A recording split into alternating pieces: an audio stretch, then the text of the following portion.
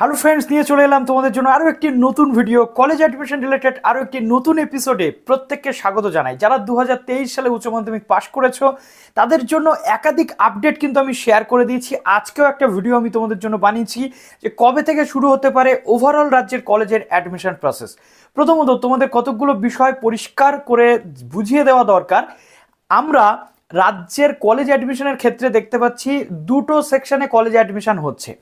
একটা হচ্ছে খ্রিস্টান মাইনরিটি অধ্যুষিত যে কলেজগুলো রয়েছে, ইসলামিক যে কমিউনিটি বা ইসলামিক মাইনরিটি কমিউনিটির আন্ডারে যে কলেজগুলো রয়েছে, কিন্তু সেখানে কিন্তু ওভারঅল সব ক্যান্ডিডেটই আবেদন করতে পারবে, সকল ধর্মের ক্যান্ডিডেট। লাইক আলিয়া ইউনিভার্সিটি, আমরা যদি দেখি আমাদের রাজ্যের খ্রিস্টান মাইনরিটি অধ্যুষিত college Saint Xavier's College, Scottish Church College, Loreto College, এই কলেজগুলোর বা রাজ্যের বিভিন্ন যে অটোনোমাস কলেজ, যেটা অলরেডি গতকাল আমি তোমাদের শেয়ার করে দিয়েছি, মিদনাপুর অটোনোমাস কলেজ, সেই অটোনোমাস কলেজগুলোর কিন্তু যে ভর্তি প্রক্রিয়া সেটা সেন্ট্রালাইজড পোর্টালের বাইরে থাকবে, অর্থাৎ সেই কলেজের ওয়েবসাইটে গিয়ে তোমাদের আবেদন করতে হবে, যেগুলোর অলরেডি আবেদন প্রক্রিয়া শুরু হয়ে গেছে। সেন্ট জেভিয়ার্সটা আমি অলরেডি শেয়ার করে দিয়েছি তোমাদের সাথে, মিদনাপুর অটোনোমাসটাও শেয়ার করে দিয়েছি। আজকে শেয়ার করতে চলে এলাম ক্যালকাটা ইউনিভার্সিটির অধ্যুষিত আরও একটি, বলতে গেলে খ্রিস্টান মাইনরিটি অধ্যুষিত যে কলেজ, কিন্তু সেখানে সমস্ত ক্যান্ডিডেটরা কিন্তু ভর্তি হতে পারে। সেই কলেজের সমস্ত যে সিট ফ্যাসিলিটিস রয়েছে, সাবজেক্ট রয়েছে, কোর্স ফিস রয়েছে, কিভাবে তোমরা আবেদন করবে, কত কত খরচ হয়ে থাকে, সম্পূর্ণ তথ্যটা আজকের এই ভিডিওতে তোমাদের জানাবো। তবে হ্যাঁ, রাজ্যের অন্যান্য যে কলেজগুলো রয়েছে, বিভিন্ন ইউনিভার্সিটির আন্ডারে যে কলেজগুলো, সেই কলেজগুলোর অ্যাডমিশন প্রক্রিয়া 1 জুন থেকে শুরু হওয়ার সম্ভাবনা রয়েছে, যেমনটা আমি এর আগের ভিডিওতে তোমাদেরকে জানিয়েছি। এবং সেখানে সেন্ট্রালাইজ প্রসেসে হবে নাকি সেই কলেজ ভিত্তিক স্তরে গিয়ে নির্দিষ্ট ওয়েবসাইটে গিয়ে আবেদন করতে হবে, সেটা আমি তোমাদের জানিয়ে দেবো। তো আজকের এই ভিডিওটাতে ডিটেল ডিসকাশন করতে চলে এলাম। যারা নতুন আছো এই চ্যানেলে, অবশ্যই চ্যানেলটিকে সাবস্ক্রাইব করে পাশে থাকা বেল আইকনটি ক্লিক করে দাও, যাতে সমস্ত তথ্যগুলো তোমরা টাইম টু টাইম এখান থেকে পেয়ে যাও।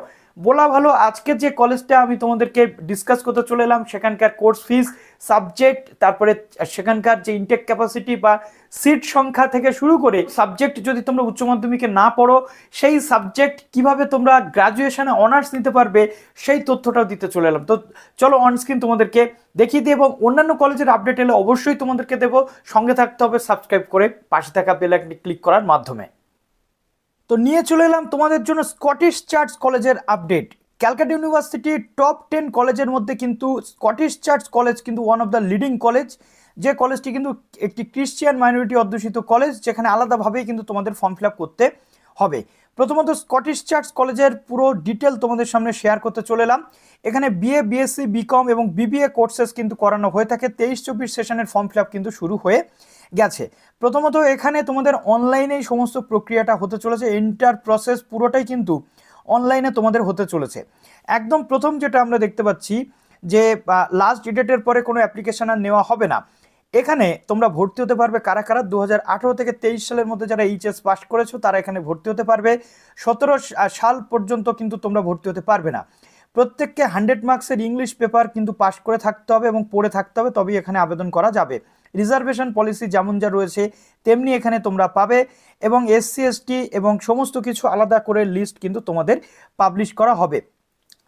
স্কটিশ চার্চ কলেজ একটি ক্রিশ্চিয়ান মাইনরিটি ইনস্টিটিউশন, ঠিক আছে। তো এখানে ক্রিশ্চিয়ান ক্যান্ডিডেটদের জন্য কিন্তু একটা আলাদা লিস্ট কিন্তু পাবলিশ হবে। এক্সামিনেশন রেগুলেশন যেভাবে সেমিস্টার ওয়াইজ 3 বছরের এখানে রয়েছে। এবার দেখো কোন কোন সাবজেক্টে অনার্স নিতে গেলে কীতে পাস করে থাকতে হবে। প্রথমত ম্যাথমেটিক্স অনার্স নিতে গেলে তোমাদের ম্যাথমেটিক্স অথবা বিজনেস ম্যাথমেটিক্সে পাস করে থাকতে হবে। ফিজিক্স অনার্স নিতে গেলে ফিজিক্স এবং ম্যাথমেটিক্স দুটোতে পাস করে থাকতে হবে। কেমিস্ট্রিতে অনার্স নিতে গেলে কেমিস্ট্রিতে পাস করে থাকতে হবে। জুওলজিতে অনার্স নিতে গেলে জুওলজি, বায়োলজি বা বায়োটেকনোলজিতে তোমাদের পাস করে থাকতে হবে। বটানিতে তোমাদের অনার্স নিতে গেলে বটানি বা বায়োলজি বা বায়োটেকনোলজিতে পাস করে থাকতে হবে। ওকে, মাইক্রোবায়োলজির ক্ষেত্রে বায়োলজি, বায়োটেকনোলজি, কেমিস্ট্রি, ফিজিক্সে তোমাদের পাস করে কিন্তু থাকতে হবে। কম্পিউটার সায়েন্সে তোমাদের এখানে অনার্স নিতে গেলে ম্যাথমেটিক্স এবং any one of physics, statistics অথবা কম্পিউটার সায়েন্সে পাস করে থাকতে হবে। স্ট্যাটিস্টিক্সের ক্ষেত্রে কিন্তু স্ট্যাটিস্টিক্স, বিজনেস ম্যাথমেটিক্স এবং ম্যাথমেটিক্সে তোমাদের পাস করে থাকতে হবে এর মধ্যে, ঠিক আছে। স্পেশাল কন্ডিশন অ্যাডমিশন এবং এখানে বিষয়গুলো বলা রয়েছে। দেখো, ইকোনমিক্সে যদি কেউ অনার্স নিতে চায়, এই candidates allow to take up economics honours, ঠিক আছে। তো সেক্ষেত্রে এইচএসে তোমাদের ম্যাথমেটিক্সে পাস করে থাকতে হবে। ওকে, এবং এছাড়াও তোমাদের এডুকেশান অথবা HS education or its equivalent examination mathematics, business mathematics এবং তার সাথে students who have passed business economics including business mathematics level, তারাও কিন্তু এখানে ইকোনমিক্স অনার্সের জন্য আবেদন করতে পারবে। ম্যাথমেটিক্স অনার্সের জন্য এখানে কারা আবেদন করতে পারবে? দেখো, ম্যাথমেটিক্সে পাস করে থাকতে হবে অথবা বিজনেস ম্যাথমেটিক্স, ঠিক আছে। A candidate who have passed in business mathematics is not eligible for admission to mathematics honours course. অর্থাৎ এক্ষেত্রে বলা হচ্ছে যারা বিজনেস ম্যাথমেটিক্সে পাশ করে থাকবে তারা কিন্তু এই ম্যাথমেটিক্স অনার্সের জন্য আবেদন করতে পারবে না। এর সাথে সাথে কেমিস্ট্রির ক্ষেত্রে কি বলা হচ্ছে, কেমিস্ট্রি নিতে গেলে ফিজিক্স, কেমিস্ট্রি এবং ম্যাথমেটিক্সে পাশ করে থাকতে হবে। মাইক্রোবায়োলজির ক্ষেত্রে দেখো, এখানে মাইক্রোবায়োলজিতে নিতে গেলে অনার্স কেমিস্ট্রিতে পাশ করে থাকতে হবে। ফিলোসফিতে অনার্স নিতে গেলে তোমাদের সাইকোলজি, ম্যাথমেটিক্স, এডুকেশন, সোশিওলজি অথবা পলিটিক্যাল সায়েন্সে কিন্তু পাশ করে থাকতে হবে। এবং পুরোটাই এখানে তোমাদের এগ্রিগেট মিনস টোটাল মার্কস, ঠিক আছে। এবার কত কত নাম্বার তোমাদের পেতে হবে এলিজিবিলিটি ক্রাইটেরিয়াটা দেখাবো, তার আগে টোটাল এগ্রিগেট মিনস এখানে total marks of best of 4 এর কথা বলা হচ্ছে, অর্থাৎ বেস্ট অফ 4 প্লাস অনার্সের কথা বলা হচ্ছে। Admission through merit list on index marks, এখানে ইন্ডেক্স মার্কস কি সেটা বলবো, ঠিক আছে। Index marks for all category must have passed in English with at least 100 marks, ইংলিশে তোমাদের পাস করে থাকতে হবে। এবং ইলেকটিভ যে জেনারেল ইলেকটিভ যেগুলো রয়েছে সেগুলোতেও কিন্তু তোমাদের পাস করে থাকতে হবে। এবার আমি চলে আসছি এলিজিবিলিটি ক্রাইটেরিয়া বা তোমাদের যে এখানে বা কিভাবে মেরিট লিস্টটা তৈরি হবে। বাংলাতে যদি তুমি অনার্স নিতে চাও তাহলে 50% ওভারঅল তোমাদের পেতে হবে এবং 50% মার্কস বেঙ্গলি, এই ধরে তোমাদের ক্যালকুলেশন হবে। দেখো ইন্ডেক্সটা কি করে হচ্ছে, aggregate plus percentage marks in Bengali, অর্থাৎ if tie occurs in index marks then the subject marks will be considered, অর্থাৎ যদি অন্য কোনো ক্যান্ডিডেটের সাথে টাই হয়ে যায়, তোমাদের একই মার্কস হয়ে যায়, তাহলে বাংলার মার্কসটা তোমাদের দেখাবে। অর্থাৎ 100 মার্কস এখানে কিভাবে করা হবে, 50% বাংলা, 50% এখানে তোমাদের এগ্রিগেট মার্কস, অর্থাৎ তোমার বাকি 3টে সাবজেক্টে যে মার্কসটা থাকবে সাথে বাংলার মার্কসটাও যোগ হবে, অর্থাৎ বেস্ট অফ 4 প্লাস অনার্স যোগ করে যেটা হবে সেটা। ইংলিশের ক্ষেত্রে 60% এগ্রিগেট ওভারঅল এবং 70% লাগবে তোমার ইংলিশে, এবং এক্ষেত্রে 20% এগ্রিগেট মার্কস নেওয়া হবে এবং 80% মার্কস কিন্তু ইংলিশ থেকে তোমার নেওয়া হবে। অর্থাৎ ইংলিশে যেটা পেয়েছো তার থেকে 80 এবং ওভারঅল গ্রেড থেকে 60 থেকে তোমার 20% কিন্তু নেওয়া হবে। এবার আসছে হিস্ট্রি। হিস্ট্রির ক্ষেত্রে কতকগুলো ভাগ কিন্তু আমরা দেখছি, যদি তার হিস্ট্রি থাকে তাহলে কি হবে, 55% এগ্রিগেট মার্কস এবং 60% হিস্ট্রি এবং 60% ইংলিশ অথবা বাংলাতে থাকলে সে কিন্তু এখানে আবেদনযোগ্য। তবে হ্যাঁ, এটা পেলেই যে অনার্স পাবে এমনটা নয়, ঠিক আছে। 30% এগ্রিগেট মার্কস এবং 70% মার্কস হিস্ট্রি অনুযায়ী এখানে কিন্তু তার ইন্ডেক্স মেরিট মার্কস কিন্তু তৈরি হবে।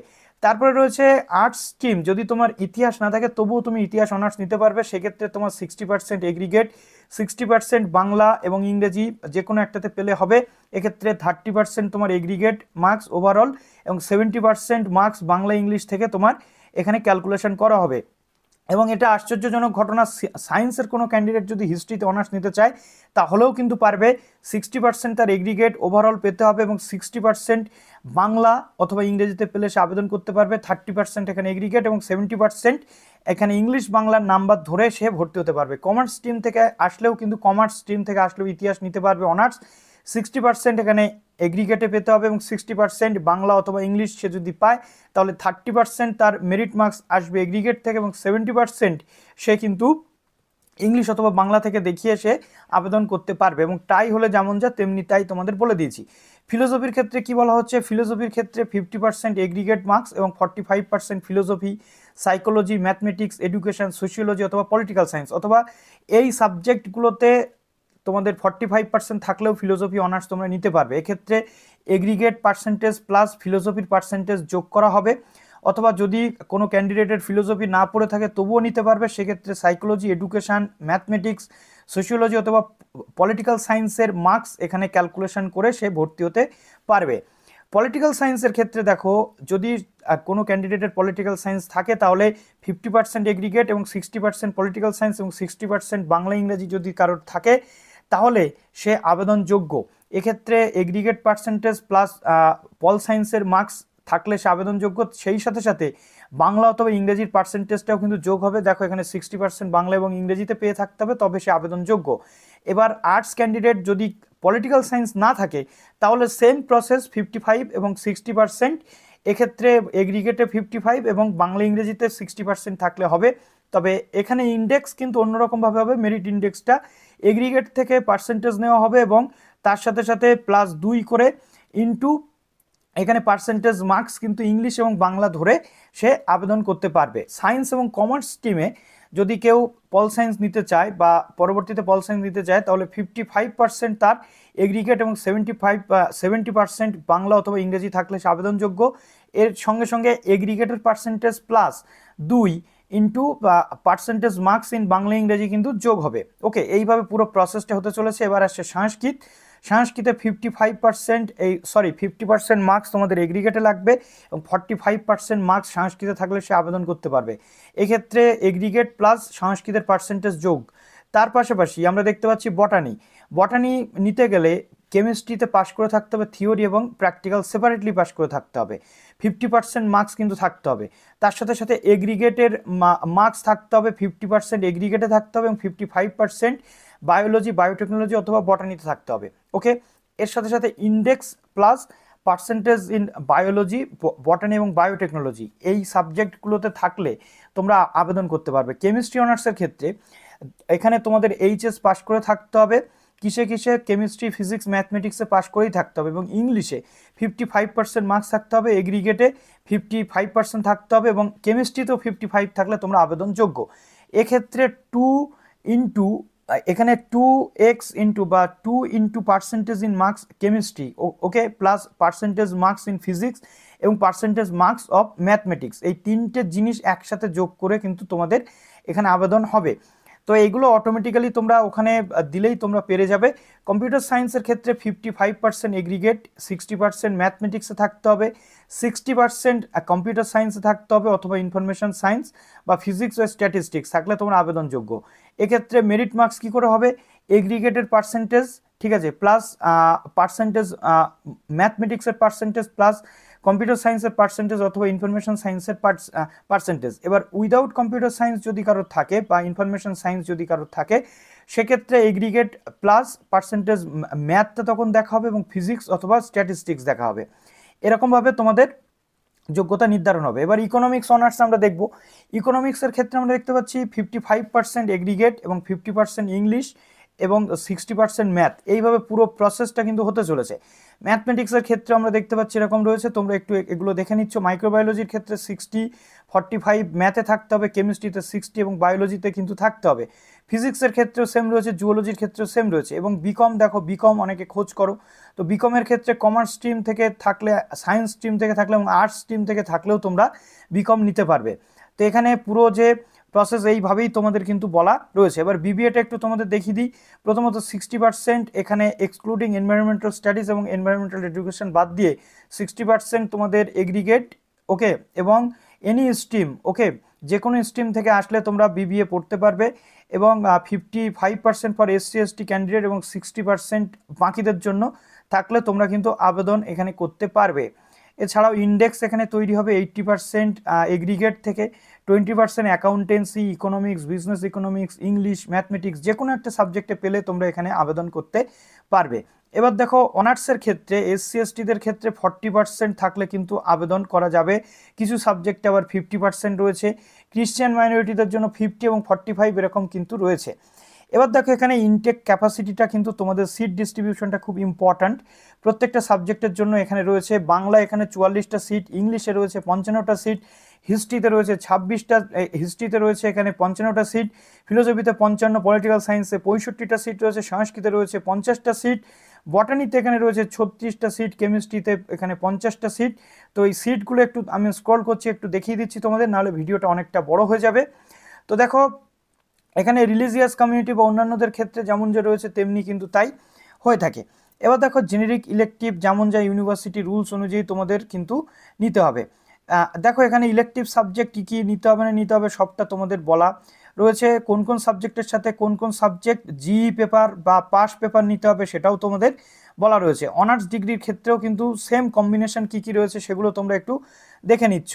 দেখো বিএ জেনারেল ক্যান্ডিডেটদের জন্য এখানে আমরা দেখতে পাচ্ছি 200 সিট রয়েছে।